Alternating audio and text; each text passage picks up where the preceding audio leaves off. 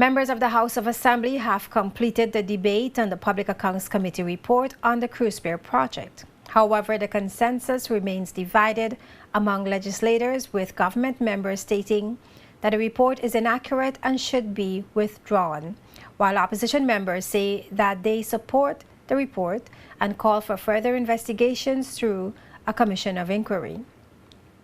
Throughout the three-day debate, members of government continue to state that there are no evidence to support claims made in the Public Accounts Committee report and it should be withdrawn. This was made clear on July 29th by Minister for Communications and Works Mark Vanterpool in his fiery debate, which was broadcast here on JTV. Other members of government had similar sentiments about the PAC's report on the cruise Pier project. Exactly how PAC is supposed to work. It's supposed to be government, backbenchers, and the opposition, the leading opposition members sit down and find out what is best to inform this House on and how to make things better for the goodwill and better government of the people. And something has gone wrong, Madam Speaker, because it's not happening that way. It's basically a bipartisan approach to projects. You know, it's how can we get government projects to be halted before they're implemented? Not how can we make government projects more efficient in their implementation. So it's all about finding faults, finding excuses, finding anything to make things difficult for the very thing we say we want to implement to help people. So this report as written, and the speed it was written in, being a member of PAC before, tells me, Madam Speaker, even before the project could have gotten up off the ground, that we could write such a report on a project that needed all the support and the help at its infantile stage. Madam Speaker, that is not trying to help this country move forward. This is trying to make sure that these things are not done. And that's all this PAC report is all about. District 6 Representative Alvaro Maduro-Keynes and District 8 Representative Marlon Penn, government representatives on the Public Accounts Committee, have distanced themselves from the final report on the cruise Pier project. Both Penn and Maduro-Keynes said the interim and final reports were completed in their absence. However, opposition members maintain that the PAC report raised many red flags about the cruise Pier project. In wrapping up the debate, opposition member District 1 Representative Andrew Foy, who brought the motion to debate the report in the House of Assembly, insisted that a commission of inquiry would clear up any irregularity and put government concerns to rest. Because the report on this cruise Pier project was solely based on the evidence provided by persons interviewed by the Public Accounts Committee, that was one.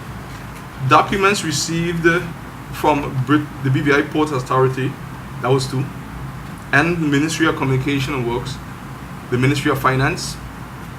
It wasn't about no emotions, no assumptions, no allegations, no feelings. And I must state here, Madam Speaker, that the report on the project also took into consideration the contents, as I stated before, of the Auditor General's report.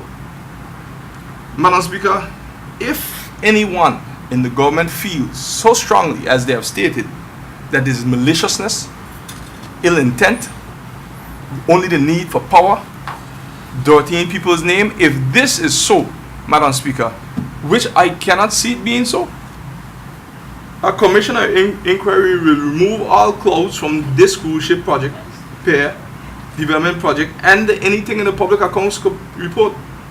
This will put all concerns to rest, Madam Speaker. One of the concerns presented by government was complaint from persons who appeared as witnesses before the Public Accounts Committee, claiming that they were not given the opportunity to review their statements. The complaint was sent to the Speaker of the House, Ingrid Moses, which she read to members of the House on August 11th. She told the House that in accordance with the standing orders, witnesses who appear before the committee must be given an opportunity to review their statements. The honourable member for the Fourth, in his wrapping up of the debate, he talked about during the public accounts committee meetings, they interviewed 13 persons,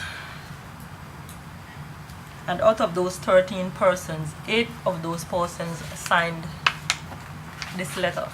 This letter serves as verification that members of the BVI Ports Authority staff, namely Mr. Claude Skelton Klein, Ms. Maudlin Hodge, Ms. Varian Vanterpool, Mr. Jean Cricky, was summoned by the Public Accounts Committee on various dates between the periods of January to May 2014.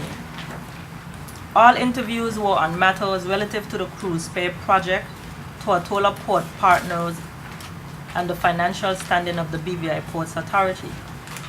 This letter also confirms that the aforementioned members of the BVI Ports Authority staff were not afforded the opportunity to review the minutes of their respective interviews before the Public Accounts Committee report was laid on the table of the House of Assembly on the 13th of June 2014. That letter has been signed by Claude Skelton Klein, Managing Director, Maudlin Hodge, Financial Controller, Varian Vanterpool, General Counsel, and Jean Cricky, Consultant. This letter was signed by J. Edward De Castro as Chairman, Wendell Gaskin as Member, Clyde Chalwell as Member, and Naomi Turnbull as Member. All they're simply saying, in accordance with the standing order, they didn't have the opportunity to review the minutes. That is only fair. We go through the minutes. The governor is responsible for ordering a commission of inquiry. It was not revealed in the House of Assembly whether a request was sent to the governor for a commission of inquiry into the cruise Pier project. Our calls for confirmation to the governor's office were not returned as of our news time.